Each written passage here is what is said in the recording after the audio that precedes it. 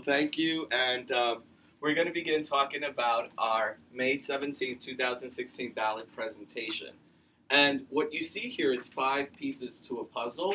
And by the end of the presentation, you'll see all the 5 pieces coming together. All the work that we do, and I'm sure that you do here locally, is aligned to our mission statement and our core values. And you will see as we move forward with our presentation that as we created this budget and as we created these propositions, we created them with having our core values in mind and our mission statement in mind. Proposition 1, which is the 2016-2017 general fund budget. As we move forward, you can see that there is an increase in the levy to levy, 1.94% levy to levy increase from the previous year, as well as a 3.35% for the entire budget to budget increase. There's about 67% of this money is based on taxpayers, based on the taxpayers and what they need to pay for this entire budget.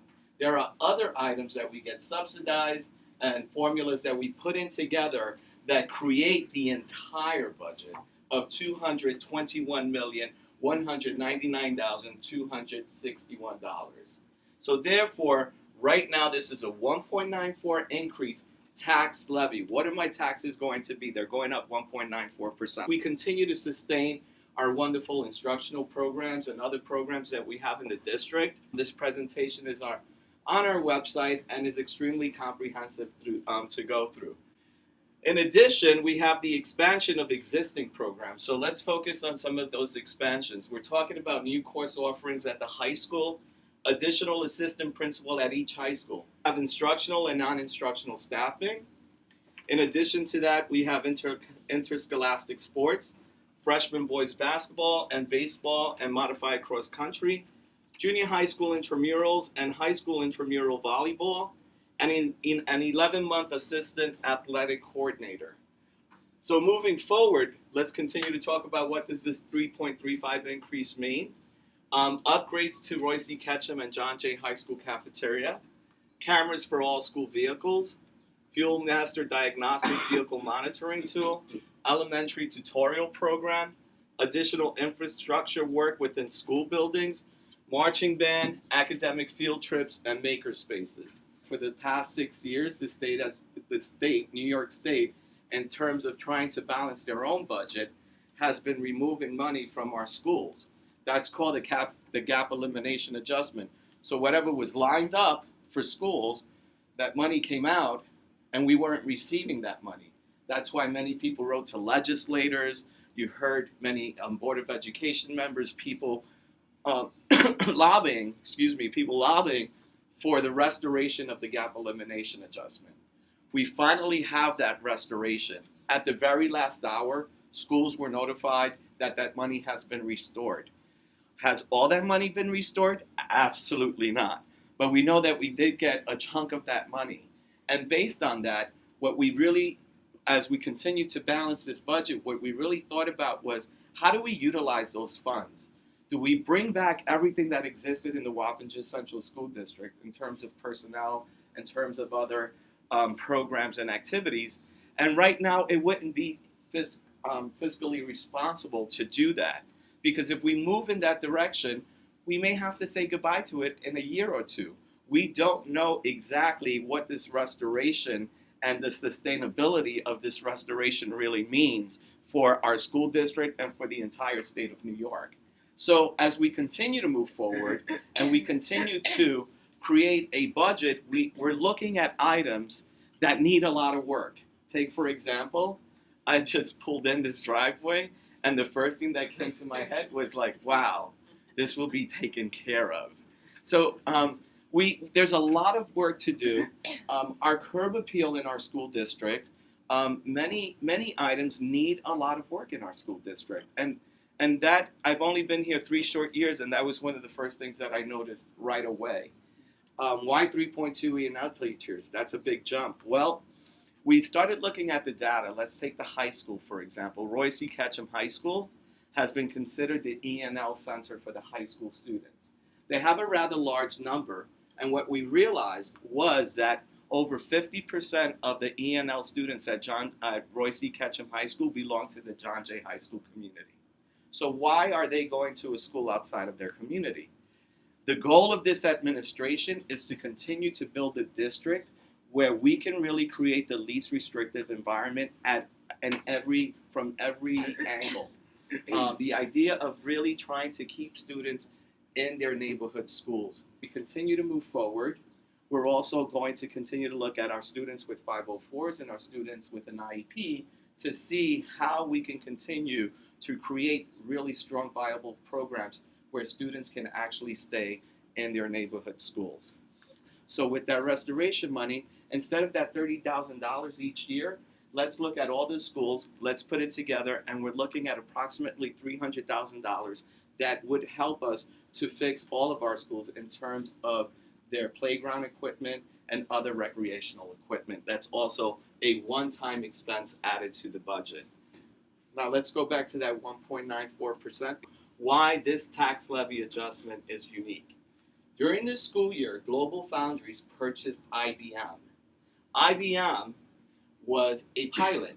A pilot means a payment in lieu of taxes. They're not on the tax roll. They basically say, wait a minute, the assessment is too high. There's a special formula. We won't get into pilots, but just to give you an idea that they're not on the tax roll. When Global Foundries purchased IBM, they did not seek a pilot. They got on the tax roll. And based on the fact that they got on the tax roll, this is what happened. The result was that technically the 150 million plus from the previous year going up to 159 million is really a 6.13% increase. However, 1.94%, that's the increase for all of the taxpayers except for Global Foundries, where they will have a 4.19% increase that it's about a little over $6 million, thus creating that 1.3% increase. That's how we came up with this tax levy, to basically show you the picture from a chart perspective of what this $221,199,261 mean. And here it is. See the breakdown? The tax levy, the additional restoration money was 1.11%, state aid 23.51%, and as you can see, all the other indicators that created this budget, this proposed budget for the 2016-17 school year. Let's move over to Proposition 2. That's the capital project referendum. Every 5 years, school districts are required to do a building condition survey. And this year, we completed the 5-year building condition survey, which indicated we have about $87 million worth of repairs in the district. The previous building condition survey indicated we had $90 million worth of improvements in our district. What I can tell you right now, we have more than half of our schools that are still not in compliance with the American Disabilities Act from 1990. What is this project budget about?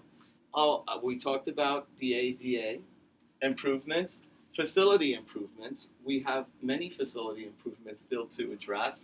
We have sports improvements. So when we're talking about sports improvements, I'm sure you've heard the new football fields for Roy C. Ketchum High School, John Jay Senior High School. Those are some of them. And then there's the arts improvements. 47.2% state aid reimbursement, which then turns out what we would really be paying as a school district is $14,109,744. And the project budget includes, just so that you're aware, construction cost, contingency, and the 20% incidental cost. Then if your house is assessed at $100,000, then we're talking an additional monthly payment of about $1.12. If your house is worth $500,000, we're talking about an additional $5.63. Proposition 3, change in scope.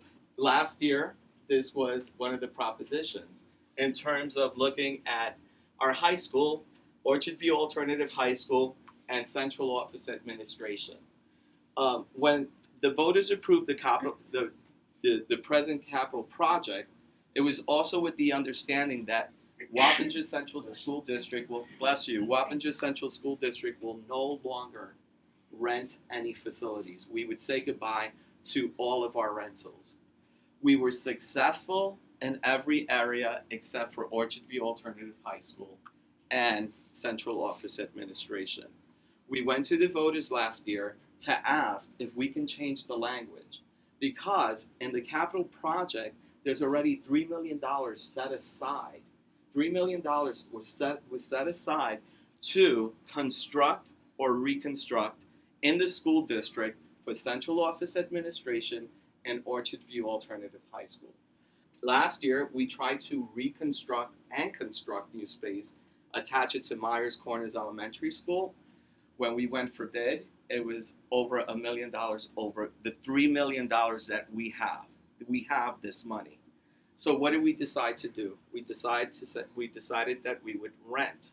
Now, when we were at 167 Myers Corners Road, we were paying almost $1 million for rent when you tied it all together. Now we're paying $395,100. We tried to purchase the property. We made this the proposition. The voters did not approve it. But others felt that we do have space in our schools to actually put Central Office in Orchard View Alternative High School. Now I can tell you, yeah, anything is possible, but there's also something historically that's happened in this school district. We have I don't want to say large class sizes, super large class sizes. And that historically has happened in our schools. And this administration really believes that we need to continue to work on decreasing class sizes. That is very important to the regular school day and for all of you with students in your classroom. And what I can tell you is that if you look at the data, we set forth with kindergarten and first grade, and we have 22 or less students in our kindergarten classes and our first grade classes, and we want to continue to move in that trajectory. Therefore, when you talk about is there space, there's space with 30 students in a classroom.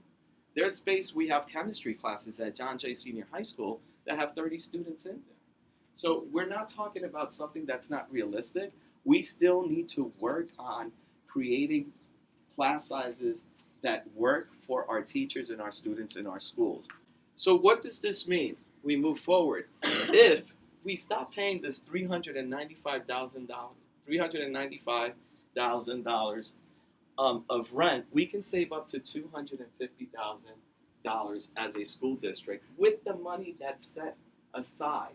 So if we change the language from construct to reconstruct to purchasing, we'll be able to take the $3 million that has already been set aside for district office and Orchard View Alternative High School, and the district can see up to a savings of $250,000. So if this proposition passes, you can see this on the website, as well as the things that I mentioned already in terms if it fails. So both scenarios are there. Please take time to read through those scenarios. But as I said before, I'd like to end with this one. Continuing to rent instead of purchasing is not fiscally responsible. Position 4, what I can tell you is the student vehicle replacement plan, especially in large school districts, this is a must. Each year, if you want to continue to provide the safety and security of our students and really have a viable transportation department, you have to retire some buses and bring in some new buses. And basically, what I can share with you, these are some facts. Purchase of new vehicles, we're talking about purchasing 24 new vehicles and retiring 26 vehicles. And we use the word retiring because we mean that they go to auction. It's not like we just get rid of them. We still try to get some money for them. And the net annual cost of transportation is $178,932. So that's Proposition 4. Proposition 5, repair reserve funding. You've heard of the term fund balance. So we're really doing fairly well with our fund balance. We are where we're supposed to be. The board approved it to put money in the repair reserve fund. And what it allows us to do, in the event of an emergency, we're able to utilize that fund to take care of any emergencies we may have in the school district. a section of a roof may fall apart, a tree falls on it, let's just say, then we're allowed to go and utilize those funds and repair. It's only for repair. Coming together so we can do great things for all of our schools in our district.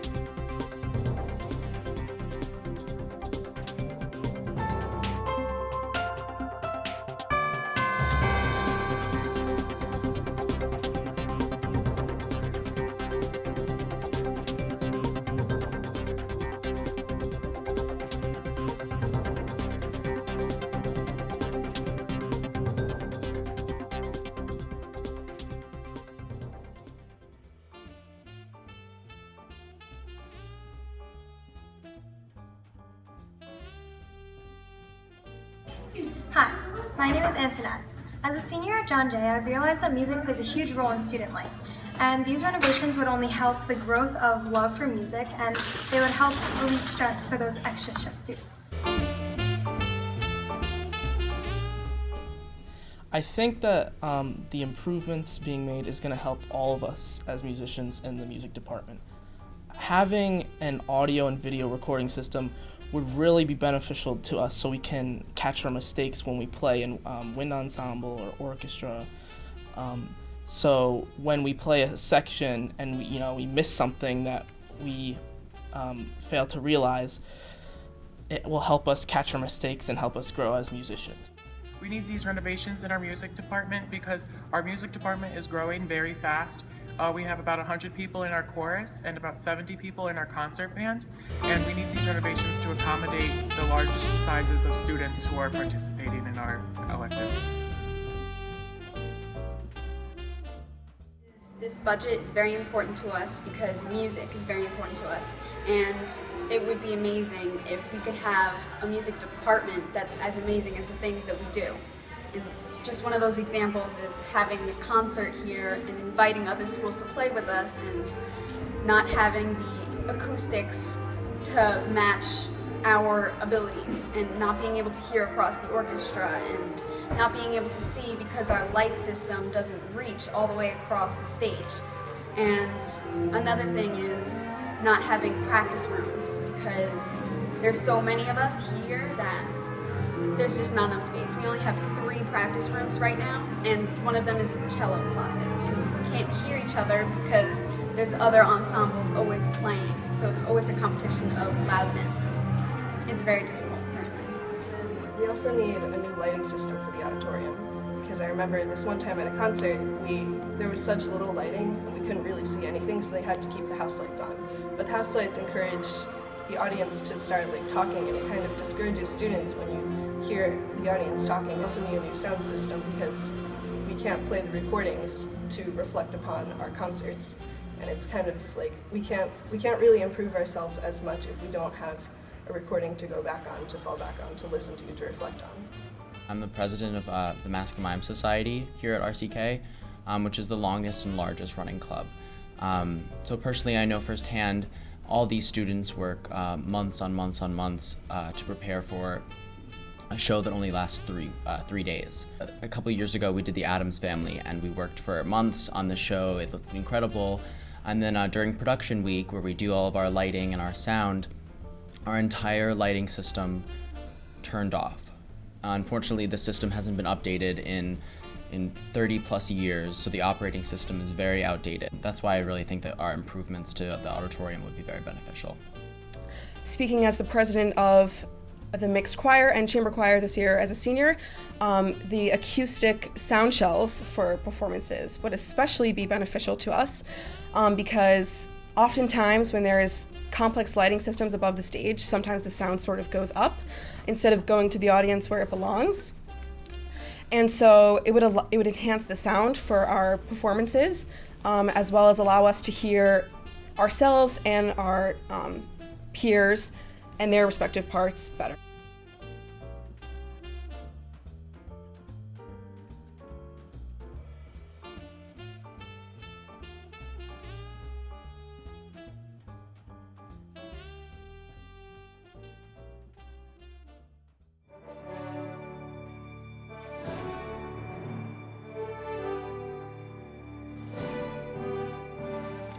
The top reasons why we need a turf athletic field is because the amount of use that our fields get from the number of teams that have to use them.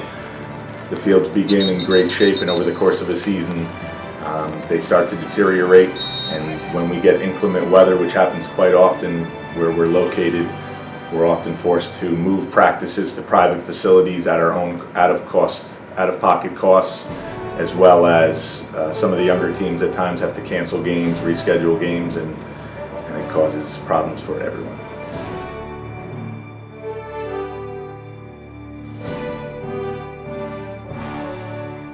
We would be able to use the turf field for phys ed, for our activities outside, which would also decrease risk of injury for the kids outside on the field.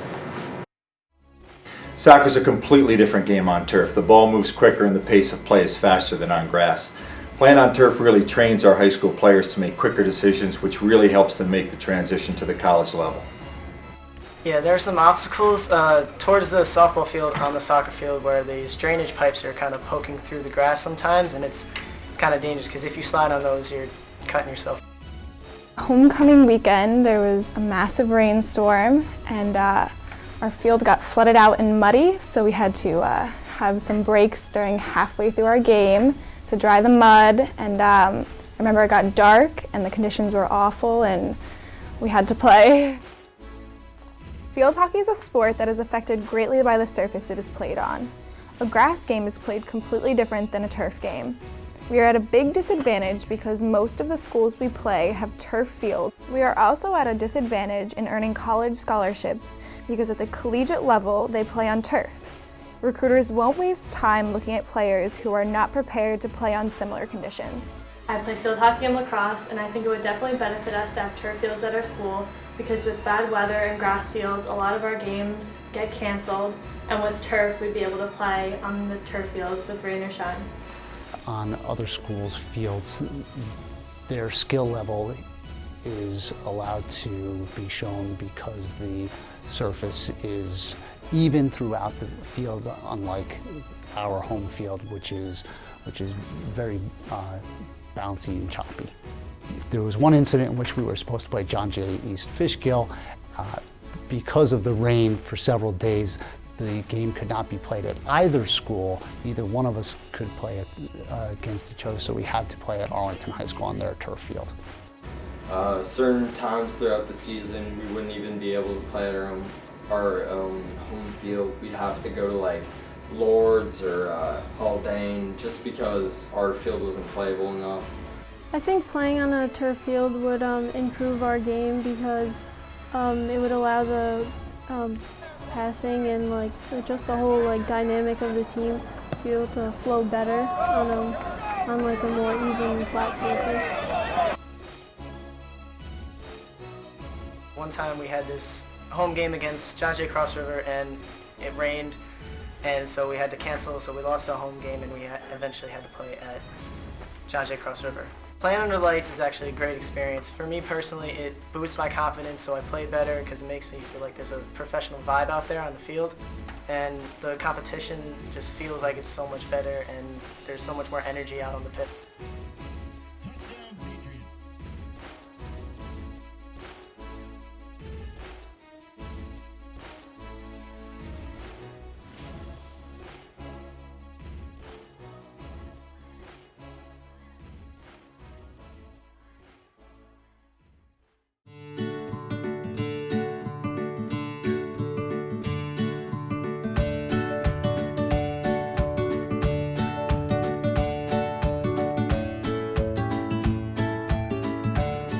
Thank you for the opportunity to share why music and the arts are important to me as a student in WCSD. Why is the capital project important? Updated equipment is essential for the students who will move on to college to continue in this path as part of a future career profession. The majors extend beyond theater. They include electricians, artists, engineers, sound and lighting technicians, business managers, makeup artists, and researchers, just to name a few. My friends asked me why I took a theater class. I did this because I knew I needed to build my confidence. Theater class goes way beyond what you see on stage. It's not just the high schools that provide these students these opportunities. Wappinger Central School District provides these opportunities even in elementary school. Participating in the arts is metacognitive. We are always thinking about our thinking and how we make our decisions. To be a part of the rich history the Theater Arts program has offered to us in WCSD is special. It raises the bar for us and encourages us to deliver a product to the community they will enjoy and want to keep coming back to see. The phrase, "the show must go on," truly represents what we are about. We have to work through our differences and come to consensus. We adapt and we problem solve.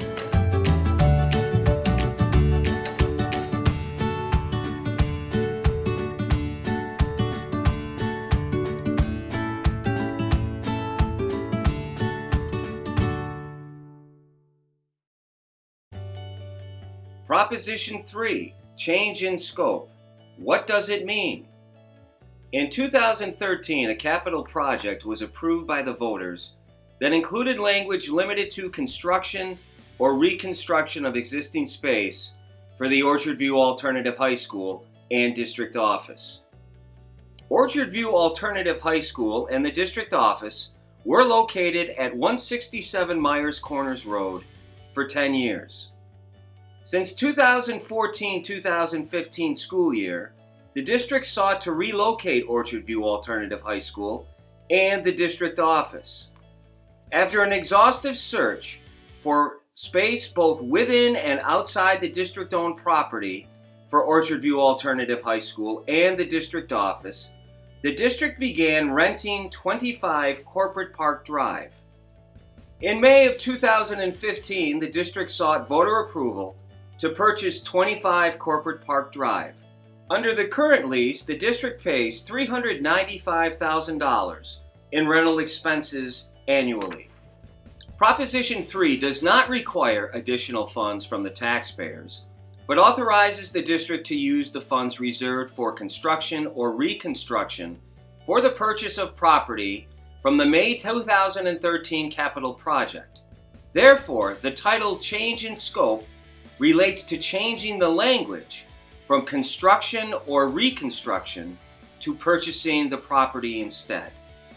If voters approve Proposition 3 on May 17, 2016, to allow monies already set aside for construction or reconstruction to purchase 25 Corporate Park Drive, there will be a savings of up to $250,000 in the 2016-17 budget. The annual debt service on the final purchase price for 25 Corporate Park Drive would be $140,150, a savings of $250,000. If Proposition 3 fails, the district will continue to have the rental expense of $395,100 with an increase of 2% next spring to make the annual lease $403,002 through June of 2020.